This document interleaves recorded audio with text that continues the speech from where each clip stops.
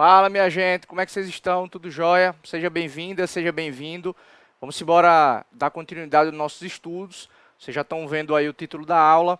A gente vai trabalhar hoje prerrogativa de foro, tá? Já tinha avisado, inclusive, na sequência, né, dessa parte mais geral do Estatuto dos Congressistas, que a gente iria exatamente trabalhar a aula sobre o tema, né, prerrogativa de foro. Um tema importante, interessante, nos últimos anos aí, sofreu, né, algumas mudanças, algumas viradas jurisprudenciais que são importantes para a gente poder conhecer.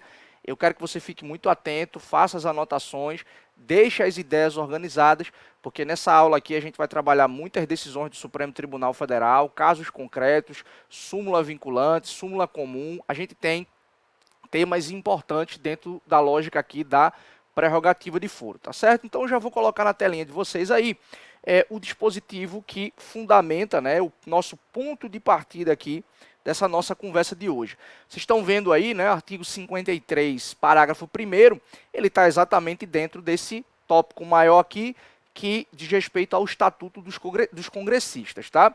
Vamos lá. O que esse texto está dizendo para a gente? Ele está simplesmente falando assim, ó. Os deputados e senadores, desde a expedição do diploma, serão submetidos a julgamento perante o Supremo Tribunal Federal. Então, notem vocês aqui que o texto ele já diz, olha, após a diplomação, né, o parlamentar federal ele vai ser julgado no âmbito do Supremo Tribunal Federal, se ele cometeu algum crime. Né? Óbvio que já a gente vai ver a extensão disso que eu acabei de dizer. Né? Se ele cometer um crime, ele vai ser julgado no Supremo Tribunal Federal. A gente vai ver em quais circunstâncias, notadamente, né, ou em razão exatamente de uma decisão recente do Supremo Tribunal Federal. Então, percebam, né, que após a diplomação, lembrem-se aí o que é a diplomação, né, aquele ato solene lá da Justiça Eleitoral, geralmente é um mês e meio depois da eleição, em que se atesta a regularidade do pleito, se expede lá o diploma, diz assim, ó, você teve tal quantitativo de votos, foi eleito para deputado federal, para deputado estadual, enfim, é uma solenidade, né, que a Justiça Eleitoral promove. Então, a partir dessa diplomação, o parlamentar federal vai ser julgado no âmbito do Supremo. Só que eu quero que você observe um detalhe, porque esse dispositivo aqui, ele deve ser lido em concomitância com esse artigo 102, inciso 1, a linha B. Então, você precisa fazer uma interpretação conjugada, né, daquele artigo 53, parágrafo 1º, com esse dispositivo que está na tela de vocês. Né? E esse artigo aqui, ó, 102, ele fala da competência do Supremo Tribunal Federal. Compete ao STF, precipuamente, né, a guarda da Constituição, cabendo-lhe processar e julgar originariamente, nas infrações penais comuns, o presidente da República, o vice-presidente, os membros do Congresso Nacional, seus próprios ministros e o Procurador-Geral da República. Então, notem vocês que a gente tem que fazer essa leitura aqui conjugada, tá certo? Detalhe importante, vocês devem ter percebido que no texto eu negritei, né, a expressão nas infrações penais comuns. Os membros do Congresso Nacional serão julgados no âmbito do Supremo Tribunal Federal.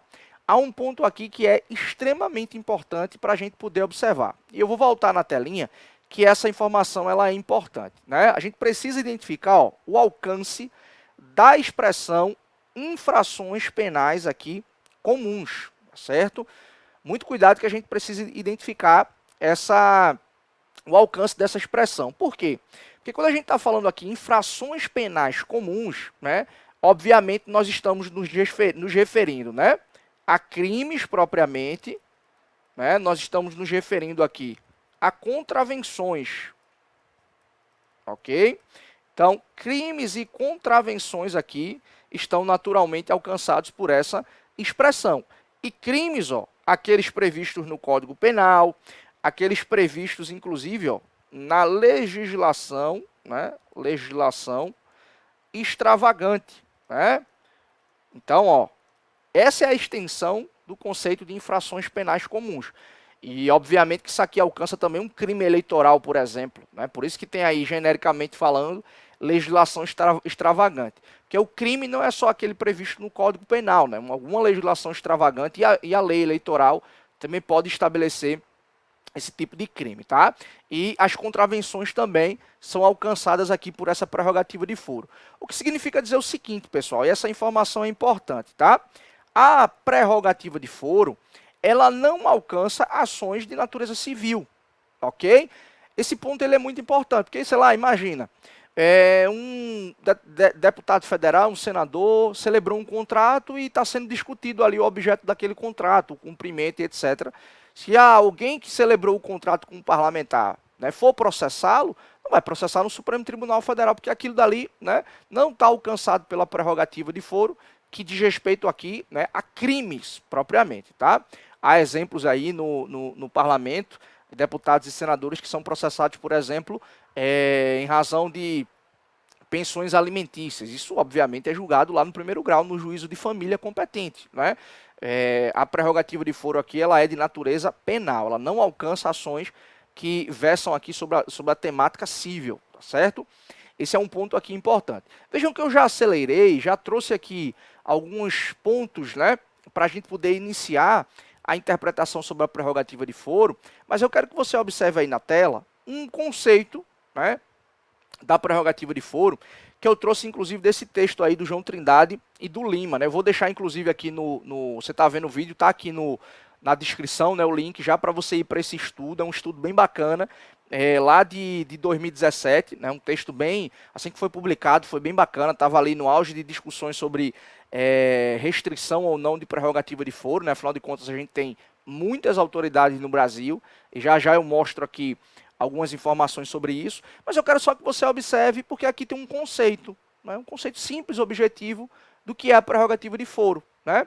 E aí o texto diz assim, ó, o foro por prerrogativa de função consiste no direito concedido aos ocupantes de alguns cargos de serem julgados originariamente e, em especial, nas ações de natureza penal, por determinados órgãos judiciais, designadamente os tribunais especificados na Constituição ou nas leis de regência, e não por aquele juiz de primeira instância que, em tese, seria o quê? O juiz, ó, natural da causa.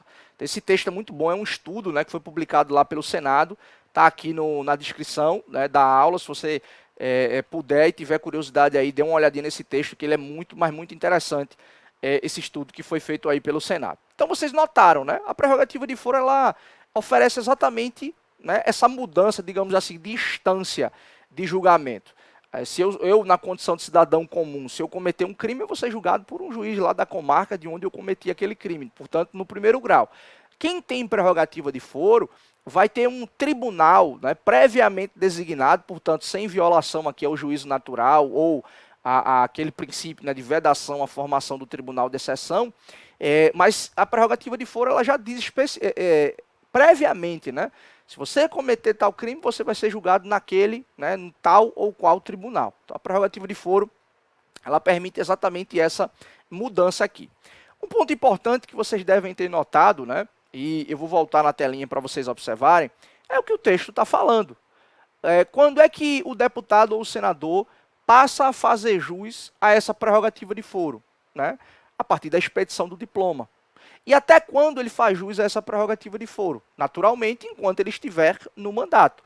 Uma vez saindo do mandato, né, por N razões, mas óbvio que isso cabe alguns detalhes aqui para a gente observar, mas via de regra se aplica, pessoal, aquilo que a doutrina convencionou chamar de princípio da atualidade, ok? Anota isso daí, lembra desse conceito, a atualidade do mandato. Então, enquanto durar o mandato, via de regra, o que é que vai acontecer? Processo, né, vai continuar lá no tribunal competente, né, em razão da prerrogativa de foro. Terminado o mandato, obviamente que aquele processo vai ser remetido lá para o primeiro grau, para o juízo competente. Só que olha só, isso não é tão simples assim, tá? Isso não é tão simples assim porque tem alguns históricos, né, no Supremo Tribunal Federal do famoso ping-pong processual, né? O sujeito está lá com o processo no Supremo, depois sai do mandato, vai para o primeiro grau, casos inclusive de renúncia, né? Mas eu quero que você inicialmente perceba essa regra. Vigora aqui o princípio da atualidade do mandato. Desde a diplomação até o último dia do mandato, eu faço jus à prerrogativa de foro. Encerrado o mandato, via de regra, por qualquer razão, o processo, eventualmente, tramitando lá no Supremo Tribunal Federal, tem que ser remetido para o primeiro grau. Olha só o que começou a acontecer, né? A gente viu inúmeros casos, né, acontecendo aquilo que a doutrina, ó, começou a chamar de teoria, né, da fuga de foro. A gente começou a ver algumas situações, né, de indivíduos que estavam próximos, né, de serem julgados no âmbito do Supremo Tribunal Federal, renunciarem aos seus mandatos. Para quê? Para que o processo saísse lá do Supremo Tribunal Federal, fosse para o primeiro grau e começasse tudo de novo, né? Óbvio que atos praticados no Supremo Tribunal Federal seriam válidos, mas o juiz ia ter que, né, levar o andamento do processo uma vez recebido ali no primeiro grau. E aí começou, né, isso estava mais ou menos virando até uma moda, né? Todo mundo que estava perto ali de ser julgado renunciava ao mandato e o processo era primeiro grau. A gente viu, né, e a prerrogativa de foro, inclusive, até nesse tom crítico, ela traz para a gente essa percepção da gente ter um histórico de inúmeros e inúmeros casos, né, prescritos no âmbito do Supremo Tribunal Federal, sem que eventualmente o sujeito tenha sido, né, objeto ali de uma condenação, de uma imposição de pena e etc. Por causa do tempo de tramitação, às vezes demorava muito, inclusive, de ser julgado no Supremo, quando terminava o mandato do sujeito ou havia uma renúncia, ou o processo iria lá para o primeiro grau. Tem um caso famosíssimo no Brasil, né, aqui perto da gente, inclusive, no Nordeste, Pernambuco, né, foi o caso que aconteceu ali na Paraíba, com um ex-governador, inclusive, já falecido, Ronaldo Cunha Lima, que eu vou mostrar para vocês. Talvez tenha sido o primeiro caso, assim, um dos casos, né, mais conhecidos, talvez o primeiro, dentro dessa nova dinâmica de prerrogativa de foro, que eu vou, inclusive, compartilhar com vocês aí na telinha, né, não sei se está dando para vocês observarem, é uma matéria do site do Supremo Tribunal Federal, que trata, né, da renúncia que foi apresentada aqui por Ronaldo Cunha Lima, né, e essa matéria aqui, ela está datada lá de 2007. Olha só, ele renunciou, né, alguns dias antes do julgamento que o Supremo iria, né, fazer de um crime que ele havia cometido, pessoal, lá no início dos anos 90. Né, a matéria, inclusive, relata isso. Eu quero só que vocês observem comigo aqui um pequeno trecho, né, que o texto diz assim, tem um depoimento do à época, ministro Joaquim Barbosa, né, e ele fala assim, ó, considera um escárnio para com a justiça brasileira e especialmente para o Supremo Tribunal Federal, né, essas foram as palavras do ministro Joaquim Barbosa, relator da ação penal 333, né, ao comentar a renúncia do deputado federal Ronaldo Cunha Lima em entrevista a jornalistas. Na segunda-feira da semana que vem, dia 5 de novembro, Cunha Lima, ex-governador, ou seja, ele menos de uma semana antes, né, renunciou ao mandato, Cunha Lima, né, ex-governador da Paraíba, seria julgado pelo plenário do STF pela tentativa de assassinato de seu antecessor no governo estadual, Tarcísio Buriti, crime ocorrido no dia 5 de novembro de 2003, há exatos 14 anos da data de julgamento que aconteceria na Suprema Corte. Então, lá no início, né, dos anos 90, Buriti tinha, né, entrado em contenda lá com Ronaldo Cunha Lima, e Ronaldo Cunha Lima o encontrou num restaurante bem famoso lá em João Pessoa e disparou, né, uma arma de fogo que ele estava de posse contra o Buriti. Inclusive, esse trecho aqui da notícia, ó, dá detalhes da situação. Em novembro, né, 5 de novembro de 93, o ex-governador da Paraíba, Tarcísio Buriti, do PMDB, almoçava no restaurante, né, em João Pessoa, capital do estado, acompanhados por parlamentares e jornalistas, né, pouco depois das 14 horas, entrou no estabelecimento o então governador Ronaldo Cunha Lima, também do PMDB, e pai, né, à época atual, né, que era Cássio Cunha Lima, o governador, quando essa matéria foi publicada, e disparou 2 tiros, acertando o seu antecessor de surpresa, sem oferecer possibilidade de resistência.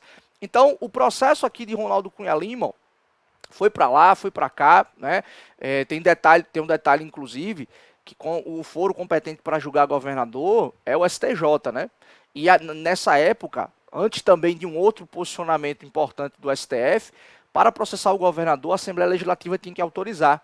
E a Assembleia Legislativa lá da Paraíba não tinha autorizado o processo contra Ronaldo Cunha Lima. Então o processo ficou estancado lá no STJ. Depois que terminou o mandato dele, veio o primeiro grau, aí ele foi...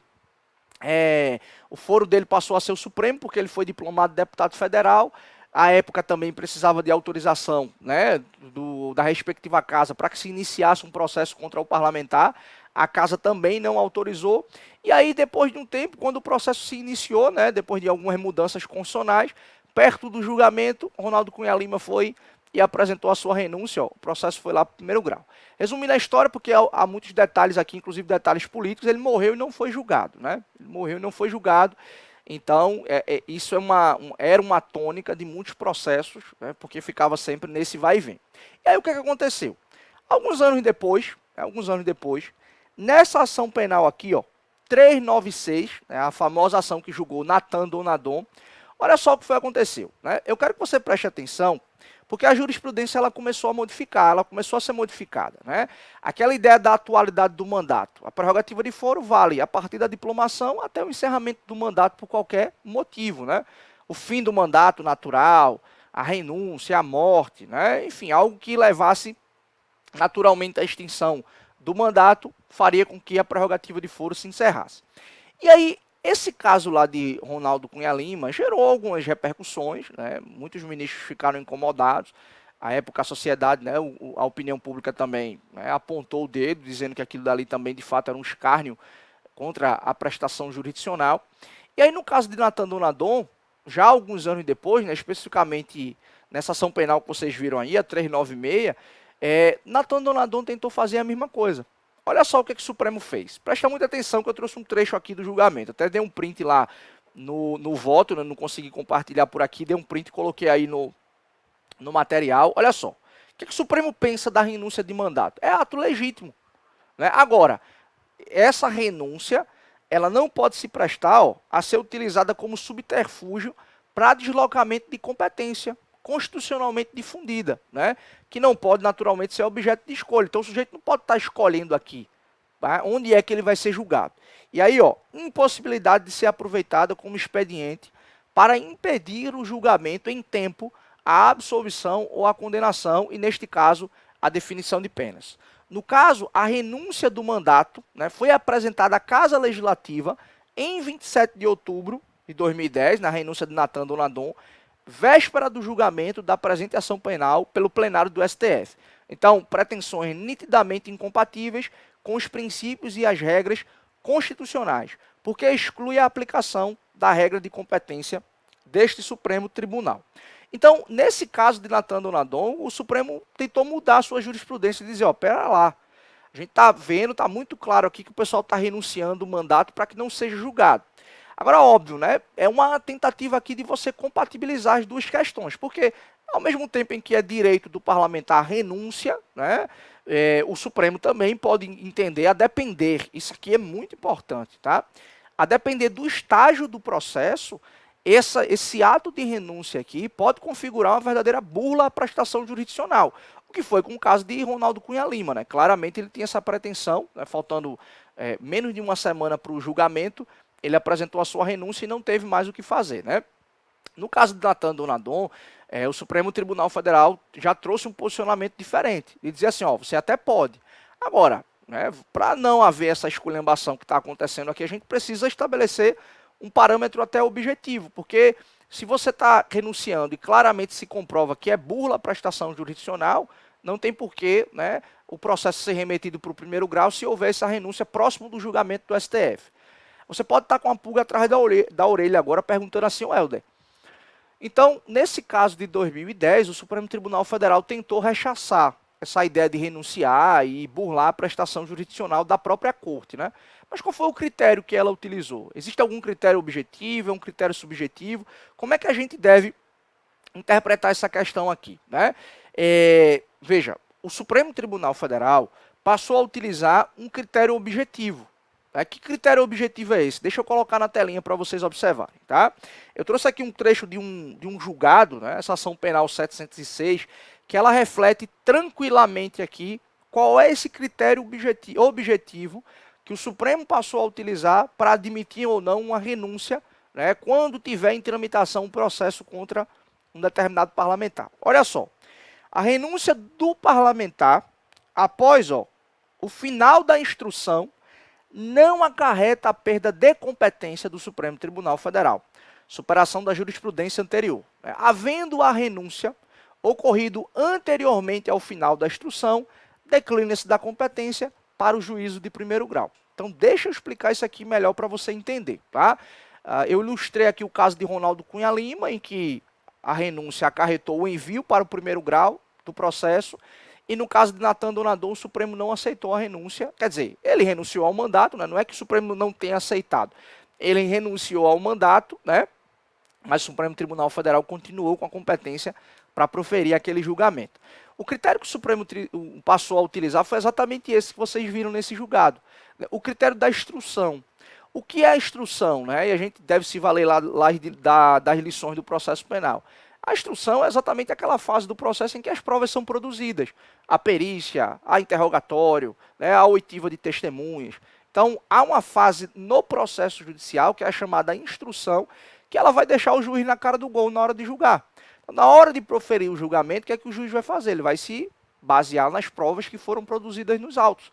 Sejam provas que demonstram ter sido o acusado o autor de determinado delito, determinado fato, né, que está sendo imputado a ele, ou seja, para dizer, ó, não se comprovou nada, né, ou insuficiência de provas, ou se comprovou que não foi fulano quem praticou o delito, ou se quer que o fato tenha existido. Então a instrução, no final das contas, ela coloca o juiz na cara do gol. E aí o Supremo passou a utilizar esse critério, de dizer assim, ó, se eu já produzi as provas no processo, isso aqui já está pronto para ser julgado, se houver renúncia depois desse ato aqui de instrução, ó, a gente vai continuar no julgamento. É até um princípio que o pessoal do processo fala, né, de identidade física do juiz. Então, se for o juiz quem produziu as provas, ele vai proferir ali o julgamento. Né? Então, o Supremo passou a adotar esse critério. Se eu já instruí, já produzi todas as provas necessárias do processo, ó, ato de renúncia aqui não vai gerar o envio do processo para o primeiro grau. Agora, se o sujeito renunciou, imagina, começou um processo lá, ele apresenta uma carta de renúncia, o processo vai para o primeiro grau, porque está bem no início, não tem nenhum problema nesse sentido. Se você parar para observar, passa a ser até, dependendo ali do estágio, né, político do indivíduo, é até melhor para ele, do ponto de vista processual, que ele faça a renúncia logo no início do processo. Por quê? Porque se vai lá para o primeiro grau, ele vai ter possibilidade de recorrer, talvez o processo demore, né, tanto quanto demoraria no Supremo Tribunal Federal. Mas eu quero que você perceba isso daqui. O ato de renúncia, ele pode ensejar o envio do processo para o primeiro grau. Né? A regra, na verdade, a gente deveria identificar exatamente dessa forma. Renunciou, o processo vai para o primeiro grau. A atualidade do mandato. Né? A gente deve lembrar disso aqui. Agora, se a renúncia foi feita após o ato de instrução, após a produção probatória no processo, aí é como se houvesse um pressuposto de que fulano está querendo burlar a prestação jurisdicional, tá certo? Só voltando na telinha aqui, para a gente poder observar, eu trouxe até um outro exemplo rápido aqui, ó, de um caso, né, em 2014, vocês estão vendo aí, Eduardo Azeredo, né, que é ex-governador lá de Minas Gerais, estava sendo acusado lá no caso que ficou conhecido como Mensalão, né, mineiro. E aí o que foi acontecer? Quando houve a denúncia contra ele pela Procuradoria-Geral da República, logo no início, né, após o recebimento da denúncia pelo STF, ele apresentou uma carta de renúncia. Foi exatamente nessa ação penal aqui, ó, que eu coloquei o número dela em cima. Na ação penal 523. Diga-se de passagem, inclusive, lá no primeiro grau ele levou uma catrapada grande, viu? Recebeu uma pena altíssima lá no âmbito do primeiro grau. Então aqui ele apresentou a renúncia e o Supremo, tranquilo, ok, o processo estava bem no início, né? E, portanto, não tinha por que permanecer ou prorrogar o ato de jurisdição. Tá certo, pessoal? Então, ó, só sintetizando aqui a ideia. Tá? O que a gente viu até agora sobre prerrogativa de foro? Tem natureza penal, não alcança processos de natureza civil aqui, tá? O crime cometido eventualmente pelo parlamentar vai ser julgado no âmbito do Supremo Tribunal Federal, após a diplomação. Né? Toda conduta, em regra, já eu te digo como é que você vai interpretar isso, mas em regra, todo crime cometido após a diplomação, o processo vai para o Supremo Tribunal Federal. Né? Vigora aqui a atualidade do mandato. Encerrou o mandato, o processo vai para o primeiro grau. Agora, dentro desse contexto aqui de renúncia, né, teoria da fuga do foro, a gente deve observar, né? Qual o momento em que essa renúncia está acontecendo? Porque se é uma renúncia como essa de Eduardo Azeredo, né, logo no início do processo, o Supremo ainda está ali dando os primeiros passos na tramitação processual, encerrou o mandato do indivíduo como parlamentar federal, o processo vai para o primeiro grau. Agora, se esse ato de renúncia foi após a instrução, né, já teve esses outros casos que eu mostrei para vocês aí, Natan Donadon e Ronaldo Cunha Lima, o processo estava pautado para julgamento, né? Uma semana antes, o pessoal lá apresentando carta de renúncia. Então, havendo aqui o ato de renúncia após a instrução, né, após o ato de produção probatória no processo, aí é um pressuposto de que fulano está querendo burlar a prestação jurisdicional. E aí prorroga-se a competência do STF no caso, tá? Então a gente viu isso até agora que precisa ser observado. Então a gente vai fazer o seguinte, eu vou voltar aqui para a gente poder dar uma observada numa mudança também, né, de perspectiva aqui da jurisprudência do Supremo Tribunal Federal. Olha só, já já eu coloco na telinha novamente aqui para você poder observar. Preste atenção.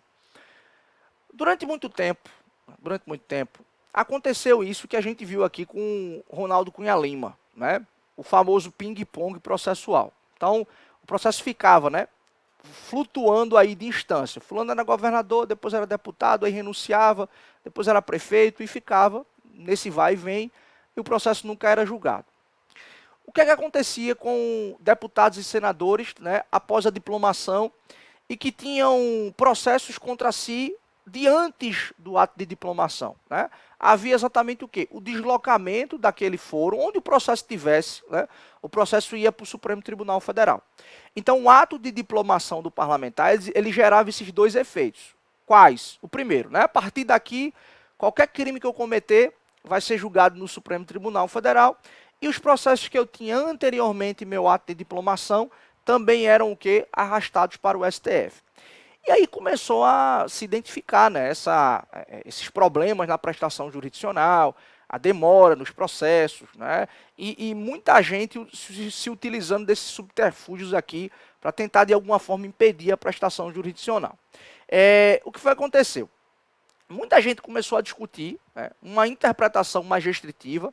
Para ser até mais sincero, tem gente que defende até a extinção da prerrogativa de foro, salvo para presidente da Câmara, do Senado e ministro ali, né, os ministros do Supremo Tribunal Federal, né, especificamente. Tem gente que defende até só para o presidente da República.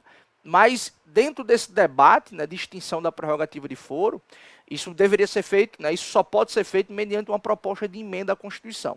Mas, já que o Congresso, né, teoricamente, ainda não se movimentou como deveria se movimentar para trazer um pouco mais dessa restrição aqui para a prerrogativa de foro, o que é que acontece? O Supremo começou, né, digamos, pela pena de Luiz Roberto Barroso, a tentar dar uma interpretação mais restritiva ao alcance da prerrogativa de foro.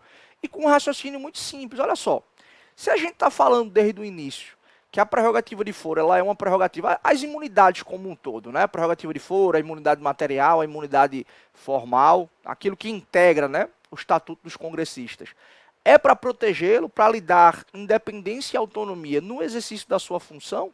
Por que vai subir para o Supremo Tribunal Federal um crime cuja conduta foi praticada antes da diplomação? Não tem lógica isso, né? E aí começou a se discutir a possibilidade de uma interpretação restritiva. Eu vou colocar na tela aqui para vocês observarem que teve um caso paradigmático que chegou no Supremo Tribunal Federal, que foi a ação penal 937, e que gerou esse debate e essa guinada, né, essa mudança na jurisprudência do Supremo Tribunal Federal. Deixa eu mostrar na telinha aí para vocês observarem. Tá? O caso, pessoal, foi um caso de um indivíduo que tinha sido prefeito, né, lá no município de Cabo Frio, no Rio de Janeiro. Ele tinha sofrido, né, um processo lá no Rio de Janeiro por condutas que ele havia praticado quando ele era prefeito, né, do município de Cabo Frio, lá no ano de 2008. Né? Olha só o detalhe da história. Eu quero só que você acompanhe comigo a leitura aqui que você vai identificar. Né? No caso, o réu teria supostamente cometido o crime quando era candidato à prefeitura de Cabo Frio. Né? Ao ser denunciado, porém, já ocupava o cargo de prefeito. Ele estava concorrendo ali à reeleição. Detinha foro por prerrogativa de função perante o TRE, o Tribunal Regional Eleitoral do Rio. O tribunal, né, recebeu a denúncia em 30 de 1 de 2013. No entanto, com o encerramento do mandato do réu na prefeitura, o TRE declinou a sua competência para o juízo de primeiro grau. Posteriormente, o TRE, em sede de habeas corpus, anulou o recebimento da denúncia e os atos posteriores, já que à época o acusado já não ocupava o cargo que lhe deferia foro por prerrogativa de função. O juiz eleitoral de primeira instância, olha o vai e vem, o juiz eleitoral de primeira instância proferiu então nova decisão de recebimento de denúncia em 2014 e realizou instrução processual com a oitiva de testemunhas e o interrogatório do réu. Encerrada a instrução da primeira instância, o Ministério Público, né, do Estado e a defesa apresentaram suas alegações finais. Ocorre que, em razão da diplomação do réu, em 2015, como deputado federal, o juiz eleitoral declinou a sua competência para o STF. Né? Marcos da Rocha Mendes era o quê? Era primeiro suplente do deputado federal do seu partido e passou a exercer o mandato por afastamento dos deputados eleitos. Quase um ano depois, em 2016, Marcos Rocha se afastou do mandato, uma vez que deputados eleitos reassumiram seus cargos. Dias depois, em 2016, o réu, mais uma vez, assumiu o mandato de deputado federal. Já em 2016, ele foi efetivado no mandato em virtude da perda de mandato do titular Eduardo Cunha. Ele era suplente de Eduardo Cunha. Finalmente, após o término da instrução processual e a inclusão do presente processo em pauta para julgamento, Marcos da Rocha Mendes foi eleito novamente prefeito de Cabo Frio e renunciou ao mandato de deputado federal para assumir a prefeitura em 1 de janeiro de 2017. Você conseguiu perceber aqui o vai e vem? Olha só, um vai para lá, um vai para cá. O processo estava no tribunal, depois foi para o primeiro grau, aí foi para o STF, depois para o STF, voltou para o primeiro grau, foi para o STF de novo, já estava quase voltando, aí ele assumiu a titularidade, né, do mandato, depois ele foi eleito prefeito lá em Cabo Frio novamente e o processo é para o primeiro grau. Aí Barroso, na ação penal 937, suscitou uma questão de ordem e disse, peraí, a gente precisa dar uma interpretação restritiva ao alcance da prerrogativa de foro. Por quê? Porque senão vai ficar acontecendo esse tipo de situação. Um vai para lá, um vai para cá, a gente não coloca. Se a prerrogativa de foro, né, a gente não coloca um fim. Se a prerrogativa de foro, ela é para garantir independência e autonomia do parlamentar no exercício da sua função, a gente não deve estar se preocupando com condutas que foram praticadas antes da diplomação, ou mesmo que tenha sido praticada após a diplomação, mas que não tenha relação com o exercício do mandato. Né? Esse caso aqui foi a gota d'água para o Supremo promover uma virada jurisprudencial. Eu vou colocar novamente aqui na telinha para vocês observarem que eu trouxe um trecho aqui bem ilustrativo, né, do voto de Barroso. Eu vou deixar aqui, inclusive, você está vendo na descrição do vídeo, aqui na descrição da aula, você vai ver que eu vou colocar o link para você ir para o voto do ministro Barroso nesse caso, que é bem didático, bem bacana. Eu acho que vale muito a pena você conhecer aqui o teor desse voto do ministro Barroso. Olha só o que o ministro diz para a gente. Ele fala assim, ele divide o voto dele em algumas partes, né? E na primeira parte, ele começa a analisar o quantitativo de gente que tem prerrogativa de foro no Brasil. Né? Ele fala que o sistema abrange gente demais. Né? Olha só, são aproximadamente 37 mil autoridades no país que têm prerrogativa de foro. E óbvio que isso está espalhado, né? No STF, no STJ, nos tribunais de justiça. Né? Então aí é mas muita gente que tem prerrogativa de foro no país.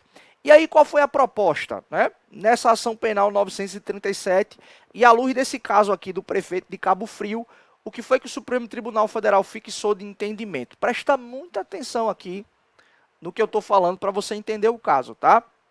Olha só o que o Supremo fixou aqui de entendimento. O Supremo disse assim, o foro por prerrogativa de função aplica-se apenas aos crimes cometidos durante o exercício do cargo e relacionados às funções desempenhadas. Presta muita atenção aqui, volta para cá. Olha só, o que o Supremo passou a fazer aqui? O Supremo colocou um freio no ping-pong processual. Ou seja, a partir desse julgamento, nenhum processo mais vai subir para o STF. Se eu sou hoje, tem um processo, né, uma denúncia que foi oferecida contra mim porque eu cometi um crime. Se eu for diplomado deputado federal, meu processo vai continuar no primeiro grau. Porque o que o Supremo passou a fazer aqui? O Supremo passou a dizer o seguinte, eu só vou julgar a partir de agora crimes cometidos por parlamentares federais, cometidos após a diplomação e que tenha o quê? Relação com o exercício da função. Ou seja, mesmo que eu pratique um crime após a diplomação, se esse crime não tiver relação com a minha função, ele não vai ser julgado no STF. Saí lá em Brasília, me embriaguei, assumi o risco ali, né, sem embargo da discussão do crime de trânsito, atropelei alguém, né? Culpa consciente, dolo eventual, como é que é isso daí, né? Sem embargo dessa discussão.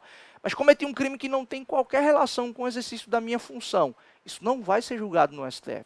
Só o que eu cometer, o que eu praticar de conduta delituosa, após a diplomação e que tenha liame, que tenha vínculo, que tenha relação com o exercício da minha função. Então, o que é que o Supremo fez? O Supremo impede, a partir desse julgamento, o ping-pong processual, ou seja, os processos não sobem mais, e diz, eu não vou julgar tudo, eu vou restringir, eu só vou julgar isso daqui, após a diplomação e que tenha relação com o exercício da função. Tranquilo? Então, essa foi o quê? Uma virada jurisprudencial do STF, nesse caso aí, na ação penal 937, desse sujeito lá, prefeito de Cabo Frio, né, município lá do Rio de Janeiro.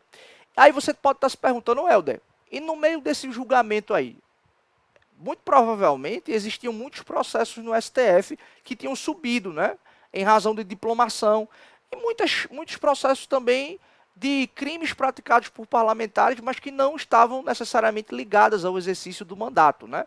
O que aconteceu com esses processos aqui? O Supremo deu alguma definição, continuaram lá e só a partir de novos casos é que iria começar diretamente no STF. Olha aí o critério que o Supremo Tribunal Federal utilizou. Ele disse assim, após o final da instrução processual, com a publicação do despacho de intimação para a apresentação de alegações finais, a competência para processar e julgar ações penais não será mais afetada em razão de o agente público vir a ocupar outro cargo ou deixar o cargo que ocupava. Qualquer que seja o motivo, com o entendimento de que esta nova linha interpretativa deve ser aplicada imediatamente aos processos em curso, com a ressalva de todos os atos praticados e decisões proferidas pelo STF e pelos demais juízos, com base na jurisprudência anterior. Então foi esse o entendimento que o STF firmou aqui, na ação penal 937. Você pode estar se perguntando, Helder, qual foi o efeito prático disso? Simples, o Supremo mandou para o primeiro grau tudo aquilo que era processo que estava no início, por exemplo. Só os processos que já estavam mais avançados, que ele já tinha produzido provas, as partes já estavam ali, né, em fase de apresentação de alegações finais, prestes a haver o julgamento, que continuou, né? Um entendimento muito parecido com aquela questão lá da renúncia. Tudo mais, foi para o primeiro grau, ok? Então isso trouxe, obviamente, uma repercussão prática muito grande no próprio processo de julgamento do Supremo Tribunal Federal. E vou dizer por quê. Eu vou até deixar aqui na descrição, tem um texto publicado recentemente pelo professor Zé Mário, né? Foi meu professor na graduação, no mestrado e no doutorado, que ele faz uma análise, né? Teoricamente, ele faz uma análise do impacto dessa decisão no número de julgamentos no STF sob prerrogativa de foro. Porque, olha só, quando o Supremo evita esse ping-pong processual, né, não sobe mais nada, e o que estava lá que não se encaixava na jurisprudência mandou descer, é obviamente que você deu uma enxugada, né, significativa nos processos, né, que envolviam parlamentares federais. E com um detalhe, tá? Ali mais ou menos em 2014, o Supremo Tribunal Federal fez uma alteração no seu regimento interno, que foi o seguinte: até 2014, quem julgava, né, ações penais, queixas contra parlamentares, era o plenário. E aí o plenário, né, muitas vezes não dava conta de julgar todos os processos. Inclusive, alguns meses antes, né, ali em 2013 e um pouquinho antes, quando houve o julgamento do mensalão, o Supremo passou quase um ano inteiro as sessões do plenário só julgando o mensalão. Então, para desafogar, né, o plenário, principalmente diante de questões complexas como essas que poderiam acontecer, né, no caso do mensalão, houve uma alteração no regimento para fazer o quê? Para enviar para as turmas a competência para julgar essas ações, né? E aí, recentemente, presta muita atenção nisso daqui, tá? Recentemente, por ocasião dessa mudança de interpretação do Supremo dizer não vai subir mais nada, não vai subir ninguém, né? E o que está aqui que não se encaixa na jurisprudência vai descer, diminuiu sobremaneira o número de processos no STF. Aí olha só o que aconteceu, finalzinho de 2020, assim que Fux assumiu a presidência do STF, o regimento interno, ó, foi alterado novamente, e aqui, ó, o artigo 5º do regimento interno, inciso 1, devolveu para o plenário a competência para julgar, né, essas ações penais contra parlamentares. E aqui embaixo, ó, tem até uma justificativa, né? A proposta foi feita pelo presidente Fux, que observou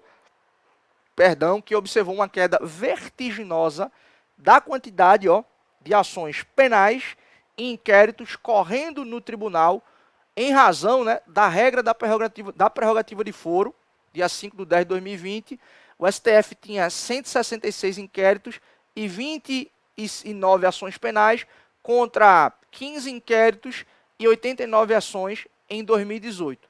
Então vejam a mudança, né, significativa da quantidade de processos e de inquéritos em razão exatamente da aplicação do entendimento aqui firmado na ação penal 937, tá? Então registra bem isso daí, porque é um ponto importante. Por isso que eu disse no início, tá?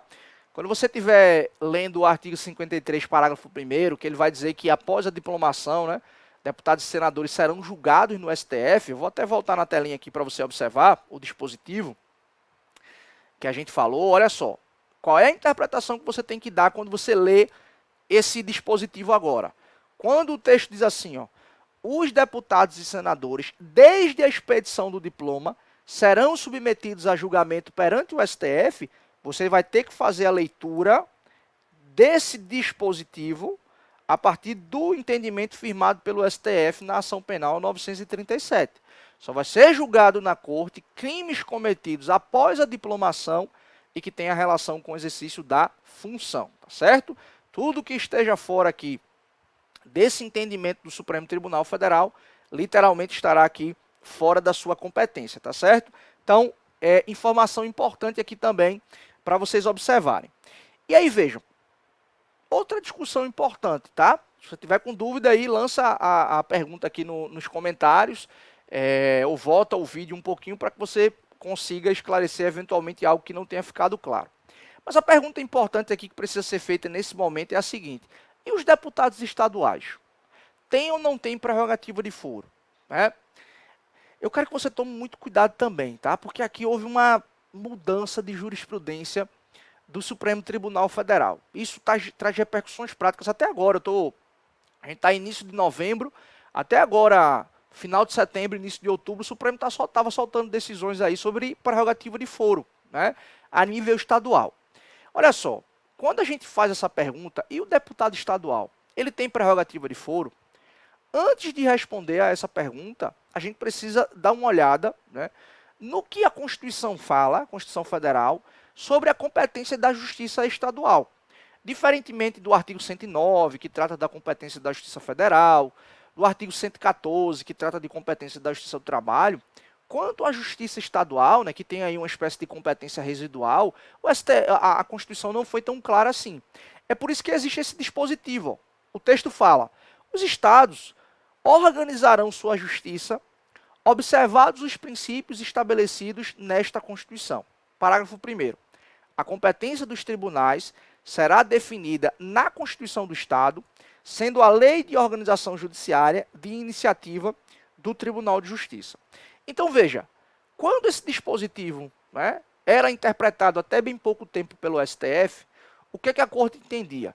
Que constituições estaduais poderiam estabelecer prerrogativas de foro. Né? E aí, inúmeras constituições estaduais começaram, por exemplo, a estabelecer prerrogativa de foro para Procurador-Geral do Estado, para Delegado-Geral da Polícia Civil do Estado, né? Começou a estabelecer prerrogativa de foro para delegado, né? Aliás, já falei, para Defensor Público Geral do Estado. Então, as constituições estaduais, elas começaram a inovar na prerrogativa de foro, né? E se você fosse observar bem, não havia similitude, né? Ou não havia comparativo com a prerrogativa de foro prevista na Constituição Federal. E aí isso virou rotina, constituições estaduais estabelecendo inúmeras prerrogativas de foro. Mas a pergunta ela ainda não foi respondida, né? A pergunta que eu fiz há pouco. Helder, e os deputados aqui estaduais, têm ou não têm prerrogativa de foro? Veja, por causa disso que eu acabei de dizer, né, que teoricamente a interpretação que se dava ao artigo 125 era de que as constituições estaduais poderiam né, estabelecer a prerrogativa de foro, então o que as constituições começaram a fazer? Inventaram, né, algumas prerrogativas, mas elas, naturalmente, estabeleciam prerrogativa de foro para o seu deputado estadual. Eu trouxe aqui na tela, inclusive, um dispositivo, ó, da Constituição do nosso estado, de Pernambuco, né? Terra dos Altos Coqueiros, Constituição aqui de Pernambuco. Olha só o que é aqui que ela vai dizer no artigo 8º, no parágrafo 4º. Ela diz assim, ó, os deputados são invioláveis por suas opiniões, palavras e votos, imunidade material, né? E o parágrafo 4º diz assim, os deputados serão processados e julgados originariamente perante o Tribunal de Justiça do Estado nos crimes comuns de competência da Justiça Estadual. Então, perceba você aqui que as constituições estaduais, naturalmente, estabelecem prerrogativa de foro, tá? Mas olha só a sutileza, olha só a sutileza. Helder, o deputado estadual vai ser sempre julgado no Tribunal de Justiça do Estado se ele cometer um crime, né? E aí você viu o que a Constituição do Estado de Pernambuco dizia, né? Vai ser julgado no Tribunal de Justiça do Estado se o crime for de natureza estadual. Por quê? Olha o detalhe. Se o deputado estadual ele comete um crime de natureza federal, por exemplo, ele vai ser julgado no TRF. Aqui o nosso TRF, Quinta Região, já julgou o deputado estadual, né, que cometeu um crime de natureza federal. O TRE já julgou deputado estadual. Por quê? Porque cometeu um crime eleitoral. E aí acontece essa sutileza que você precisa observar. O deputado estadual, ele é julgado no Tribunal de Justiça se o crime, ó, for estadual. Anota isso daí, tá? Se o crime for estadual, ele vai ser julgado no TRF se o crime for federal, ok? Se o crime for federal, e ele vai ser julgado, ó, no TRE, na Justiça Eleitoral, se o crime tiver previsto na lei eleitoral e, portanto, for aqui, ó, um crime eleitoral. Olha só que interessante.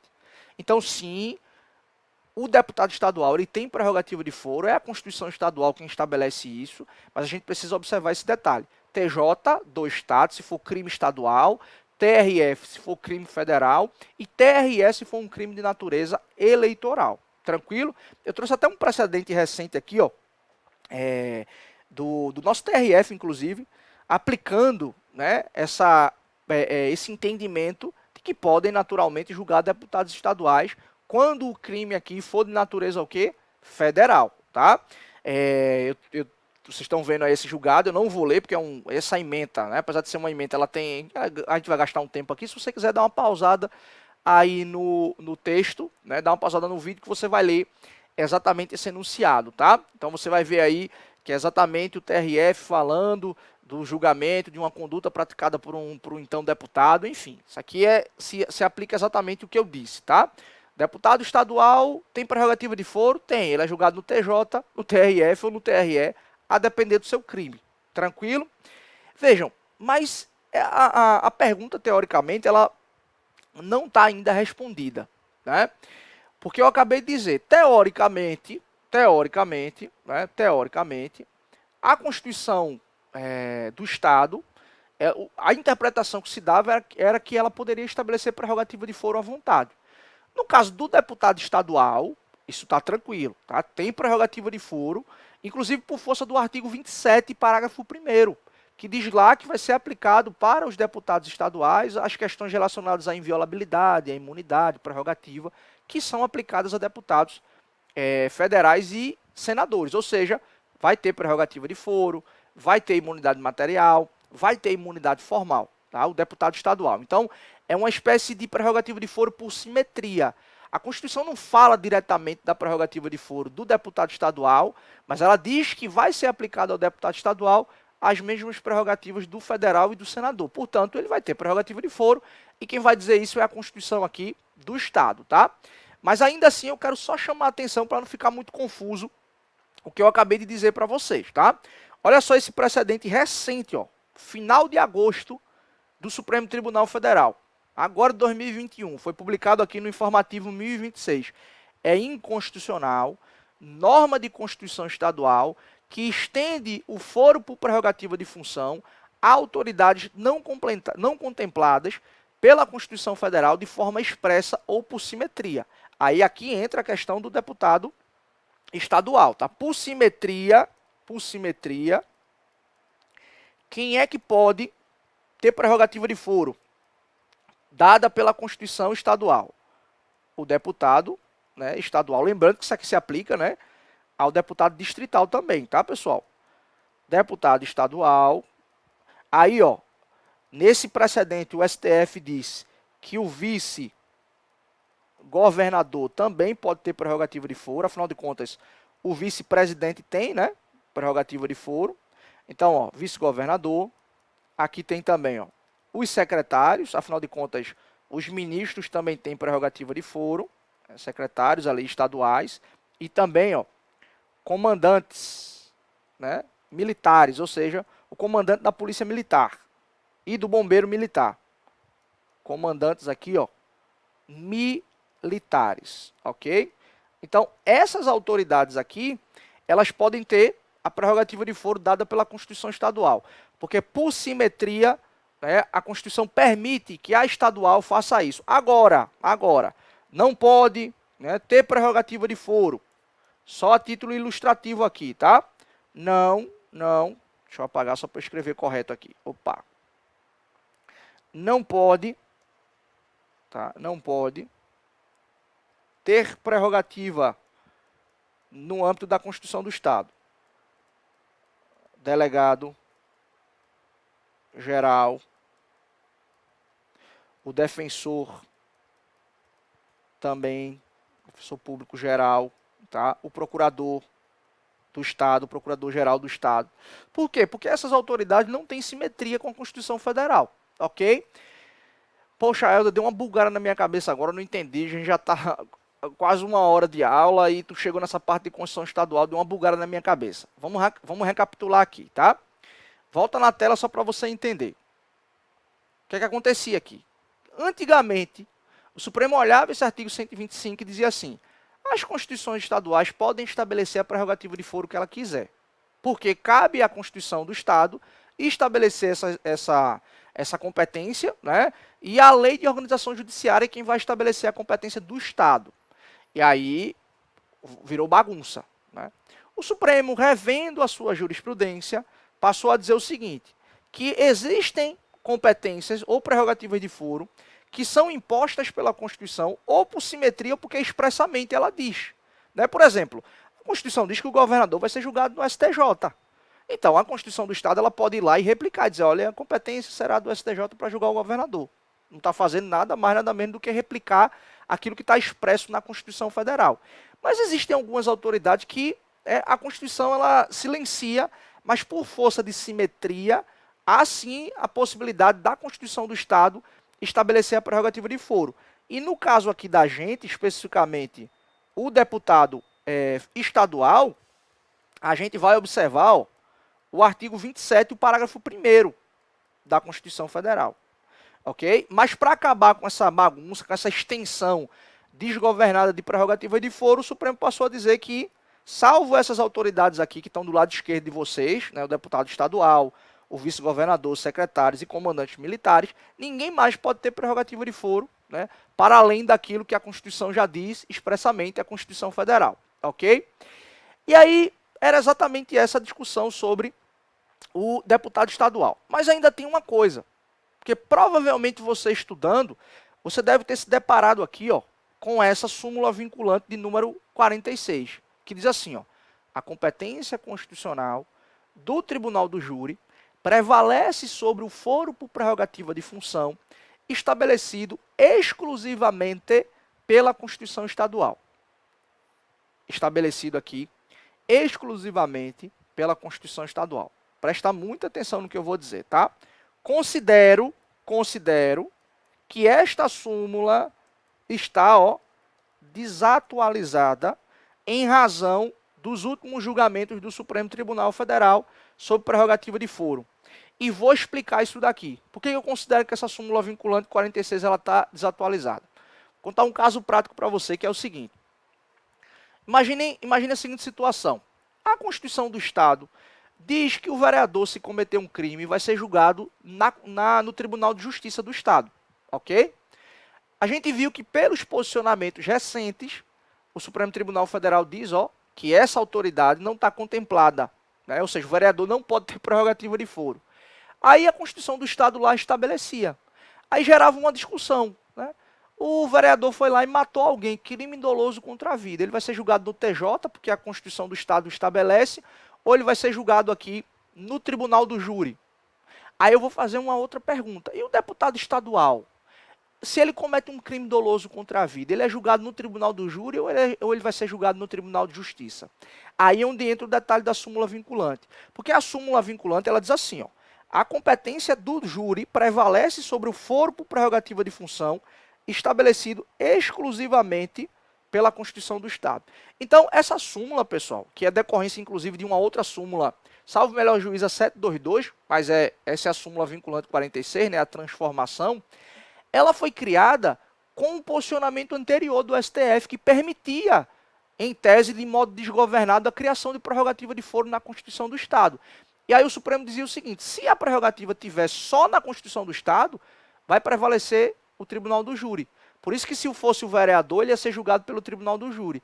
Mas como o deputado estadual, né, ele tem prerrogativa de foro no TJ por força do artigo 27, parágrafo 1º, então a sua prerrogativa de foro não é da Constituição do Estado. Na verdade, é na Constituição Federal que está replicando a Constituição do Estado. E, portanto, ele vai ser sempre julgado, né, no Tribunal de Justiça, no TRF ou no TRE, a depender ali da sua conduta, tá?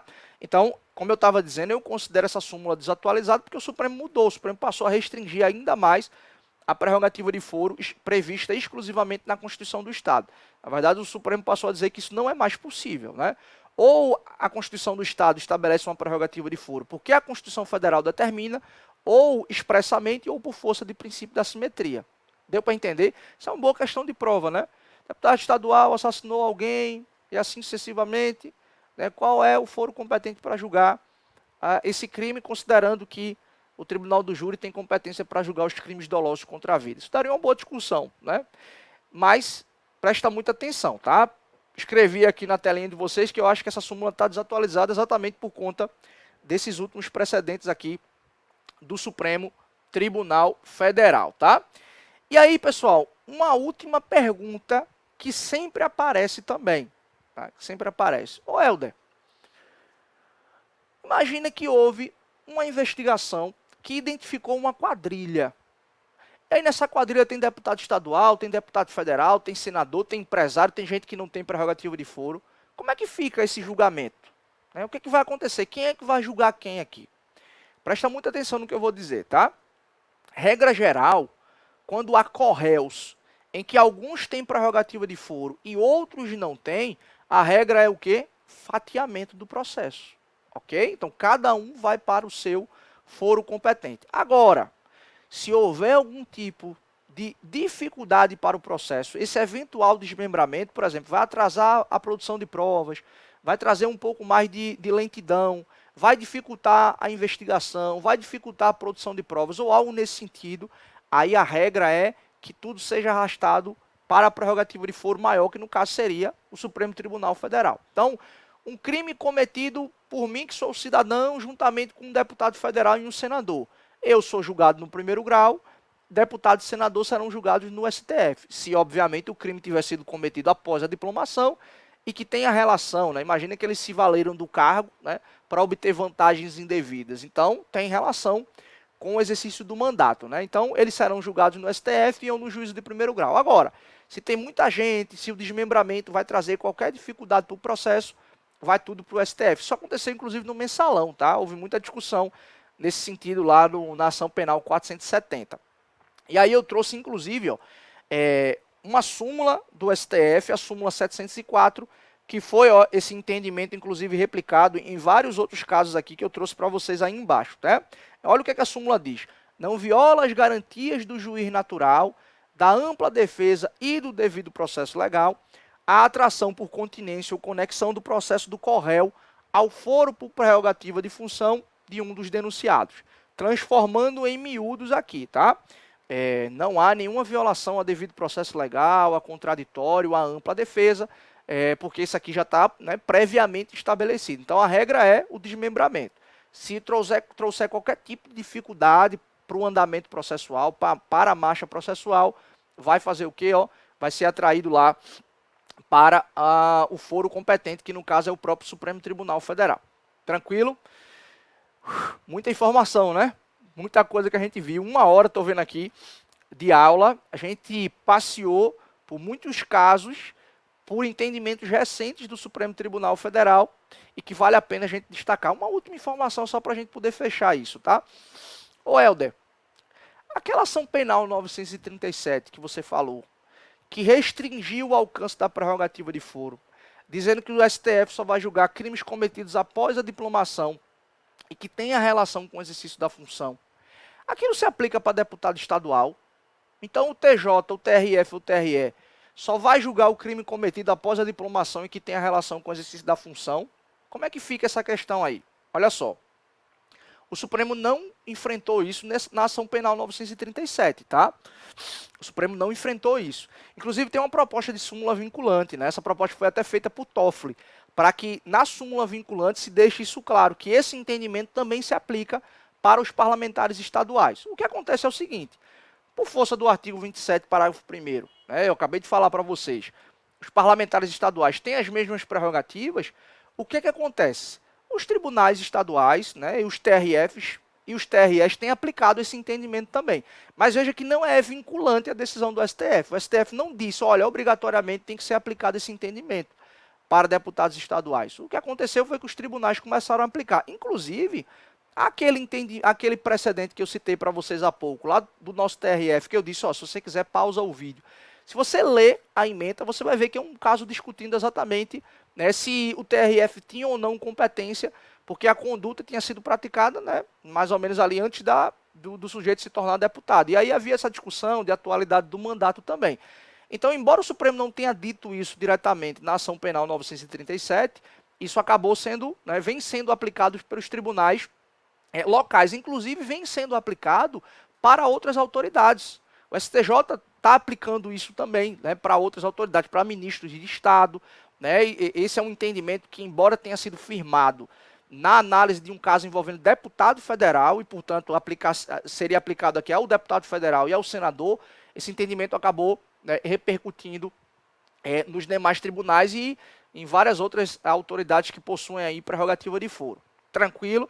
Então, olha só o que a gente viu até agora sobre prerrogativa de foro. A gente viu muita coisa, muita coisa importante sobre o assunto, tá? Então aqui, a competência do STF para julgar deputados e senadores, e essa competência aqui ela é a partir da expedição do diploma, portanto se aplica à atualidade do mandato.